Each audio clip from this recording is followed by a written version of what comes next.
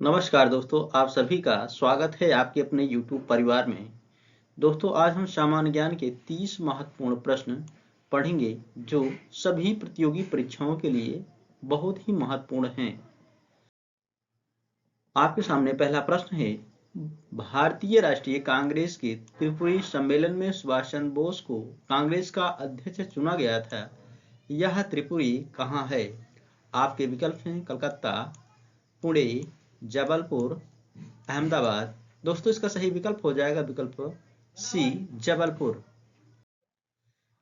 दूसरा प्रश्न है, हिंद स्वराज किसने लिखा है? दोस्तों, एक पुस्तक है हिंद स्वराज। आपको बताना है इस पुस्तक के लेखक कौन है।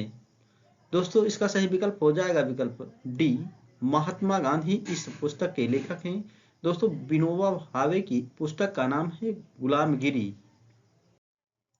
टीपू सुल्तान अंग्रेजों के साथ युद्ध में कब मारे गए? आपके विकल्प हैं 1857 में, 1799 में, 1793 में या फिर 1700 ईस्वी में। दोस्तों, इसका सही विकल्प हो जाएगा विकल्प बी, 1799 ईस्वी में टीपू सुल्तान अंग्रेजों के साथ चतुर्थ आंग्ल मैसूर युद्ध में मारे गए थे। अगला प्रश्न है, बीजक का रचयिता कौन है? आपके विकल्प हैं सूरदास, कबीरदास, रविदास या फिर पीपाजी। दोस्तों, इसका सही विकल्प हो जाएगा विकल्प बी, कबीरदास बीजक के रचयिता हैं। आजादी की पहली लड़ाई 1857 में किसने भाग नहीं लिया? दोस्तों, आपको बताना है कि आजादी की पहली लड़ाई 1857 में इनमें से किसने भाग नहीं लिया था। आपके विकल्प हैं तात्या टोपे। दोस्तों, इन्होंने तो भाग लिया था। रानी लक्ष्मीबाई ने भी भाग लिया था। बहादुर शाह जफर ने भी भाग लिया था, जबकि दोस्तों भगत सिंह ने इसमें भाग नहीं लिया था। तो इसका सही विकल्प हो जाएगा विकल्प डी, भगत सिंह।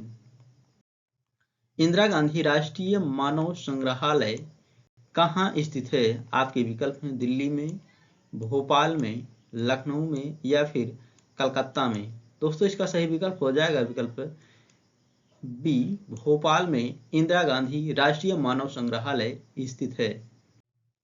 मेधा पाटेकर कौन है? दोस्तों, आपको बताना है कि मेधा पाटेकर कौन है। यह एक गीतकार हैं या फिर नाटककार हैं या फिर चित्रकार हैं या फिर यह सामाजिक कार्यकर्ता हैं। दोस्तों, इसका सही विकल्प हो जाएगा विकल्प डी, यह एक सामाजिक कार्यकर्ता हैं। निम्नलिखित में से भारत की सबसे बड़ी जनजाति कौन सी है? आपके विकल्प हैं ए, टोडा। दोस्तों, टोडा नीलगिरी पर पाई जाती है। ऑप्शन बी है गोंड, ऑप्शन सी है भील। दोस्तों, भारत की सबसे बड़ी जनजाति भील है, तो इसका सही विकल्प हो जाएगा विकल्प सी, भील जनजाति भारत की सबसे बड़ी जनजाति है। निम्नलिखित में से किसने 1857 में अंग्रेजों से संघर्ष किया? आपके विकल्प हैं चंद्रशेखर आजाद। दोस्तों, चंद्रशेखर आजाद का जन्म भी उस समय नहीं हुआ था, तो ये तो नहीं है। ऑप्शन बी है राम प्रसाद बिस्मिल भी नहीं है। दोस्तों, इसका सही विकल्प हो जाएगा विकल्प सी, सादत खान ने 1857 की लड़ाई में अंग्रेजों से संघर्ष किया था। भारत छोड़ो आंदोलन कब शुरू हुआ? आपके विकल्प हैं 1947 में या फिर 1942 में या फिर 1935 में या फिर 1929 में। दोस्तों, इसका सही विकल्प हो जाएगा विकल्प बी, भारत छोड़ो आंदोलन 8 अगस्त 1942 को आरंभ हुआ था। किसने कहा था तुम मुझे खून दो मैं तुम्हें आजादी दूंगा? दोस्तों, यही बहुत ही प्रसिद्ध नारा है सुभाष चंद्र बोस का। इसका सही विकल्प हो जाएगा विकल्प सी, सुभाष चंद्र बोस। जबकि दोस्तों बाल गंगाधर तिलक ने कहा था स्वराज मेरा जन्म सिद्ध अधिकार है और मैं उसे लेकर ही रहूंगा। चंबल नदी का उद्गम कहां से होता है? आपके विकल्प हैं भिंड से या फिर रतलाम से, महू से या फिर उज्जैन से। दोस्तों, इसका सही विकल्प हो जाएगा विकल्प सी, महू से चंबल नदी का उद्गम होता है। दोस्तों, उज्जैन जो है यह क्षिप्रा नदी के तट पर स्थित है। उज्जैन का पुराना नाम दोस्तों अवंतिका था। अभिज्ञान शाकुंतलम किसने लिखा है? आपके विकल्प हैं बाणभट्ट ने। दोस्तों बाणभट्ट के द्वारा कादम्बरी पुस्तक की रचना की गई थी। वेद व्यास ने महाभारत लिखा है, जबकि कालिदास की रचना है अभिज्ञान शकुंतलम। इसका सही विकल्प हो जाएगा विकल्प सी, कालिदास। गोदान किसने लिखा है? आपके विकल्प हैं प्रेमचंद, रविंद्रनाथ टैगोर या फिर जयशंकर प्रसाद या फिर कालिदास। दोस्तों इसका सही विकल्प हो जाएगा विकल्प ए, गोदान एक बहुत प्रसिद्ध उपन्यास है मुंशी प्रेमचंद जी का। दोस्तों रविंद्रनाथ टैगोर के द्वारा गीतांजलि की रचना की गई थी। भारत दुर्दशा किसने लिखा है? आपके विकल्प हैं हरिश्चंद्र ने या फिर प्रसाद ने, प्रेमचंद ने, निराला ने। दोस्तों इसका सही विकल्प हो जाएगा विकल्प ए, हरिश्चंद्र ने भारत दुर्दशा नाटक की रचना की है। एक चादर मैली सी किसने लिखा है? आपके विकल्प हैं फणीश्वर नाथ रेणु, भवभूति या फिर प्रसाद या फिर कालिदास ने। दोस्तों एक चादर मैली सी की रचना जो है फणीश्वर नाथ रेणु के द्वारा की गई है, तो इसका सही विकल्प हो जाएगा विकल्प ए, फणीश्वर नाथ रेणु। महाभारत सीरियल के निर्माता कौन थे? आपके विकल्प हैं श्याम बेनेगल, बी आर चोपड़ा, रामानंद सागर या फिर मणि रत्नम। दोस्तों इसका सही विकल्प हो जाएगा विकल्प B R Chopra Mahabharat serial के निर्माता थे, जबकि रामानंद सागर जो थे यह रामायण सीरियल के निर्माता थे। रामायण सीरियल के निर्माता कौन थे? आपके विकल्प हैं रामानंद सागर। दोस्तों इसका सही विकल्प भी हो जाएगा ए, रामानंद सागर रामायण सीरियल के निर्माता थे। ऊर्जा संरक्षण का आशय है कि, आपके विकल्प हैं ऊर्जा का सृजन और विनाश होता है, जी नहीं। ऊर्जा का सृजन हो सकता है, विनाश नहीं, यह भी गलत है। ऑप्शन सी है ऊर्जा का सृजन नहीं हो सकता परंतु विनाश हो सकता है, यह भी गलत है। ऑप्शन डी इसका सही हो जाएगा दोस्तों, ऊर्जा का ना तो सृजन हो सकता है और ना ही विनाश। दोस्तों ऊर्जा को एक रूप से दूसरे रूप में परिवर्तित किया जा सकता है बस। किन महीनों में रबी फसल की बुआई होती है? आपके विकल्प हैं मार्च से अप्रैल, जून से जुलाई, अक्टूबर से नवंबर या फिर जनवरी से फरवरी। दोस्तों इसका सही विकल्प हो जाएगा विकल्प सी, अक्टूबर से नवंबर महीनों में रबी फसल की बुआई होती है और मार्च से अप्रैल में रबी फसल की कटाई की जाती है। गुरुत्वाकर्षण के सार्वभौमिक नियमों का प्रतिपादन किसने किया था?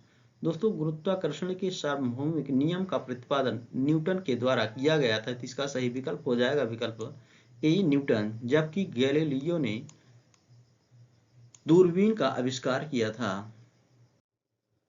कौन सी तरंगे शून्य में संचालन नहीं कर सकती? आपके विकल्प हैं प्रकाश। दोस्तों प्रकाश तरंगे तो चल सकती हैं, ऊष्मा तरंगे भी शून्य में संचालन कर सकती हैं, जबकि ध्वनि तरंगे जो है शून्य में संचालन नहीं कर सकती हैं। इसका सही विकल्प हो जाएगा विकल्प सी, ध्वनि तरंगे शून्य में नहीं चल सकती हैं। जीवन प्रत्याशा में अग्रणी देश कौन सा है? दोस्तों इसका सही विकल्प हो जाएगा विकल्प ए, जापान की जीवन प्रत्याशा सबसे अधिक है। दोस्तों यहाँ की जीवन प्रत्याशा जो है वह 83.7% है, जबकि दोस्तों अगर भारत की बात करें तो भारत की जीवन प्रत्याशा जो है वह 66.8% है। दोस्तों 1947 में भारत की जीवन प्रत्याशा जो थी वह 32 वर्ष थी, याद रखना है दोस्तों। एक स्वस्थ वयस्क व्यक्ति का हृदय 1 मिनट में औसतन कितनी बार धड़कता है?